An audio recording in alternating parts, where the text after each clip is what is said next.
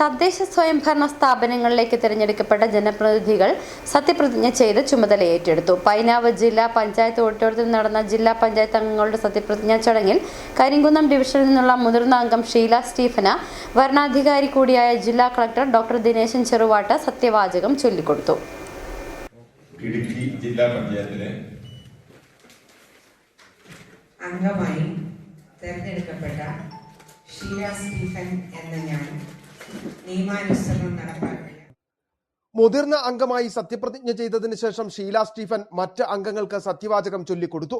ജില്ലാ panchayat secretary P K സജീവ, വിവിധ രാഷ്ട്രീയ കക്ഷി നേതാക്കൾ, വകുപ്പ് മേധാവികൾ, തദ്ദേശ സ്വയംഭരണ വകുപ്പ് ഉദ്യോഗസ്ഥർ തുടങ്ങിയവർ പങ്കെടുത്തു. തുടർന്ന് ജില്ലാ പഞ്ചായത്ത് ഹാളിൽ ഭരണസമിതി ആദ്യ യോഗം ചേർന്നു. ഷീല സ്റ്റീഫൻ അധ്യക്ഷത വഹിച്ചു.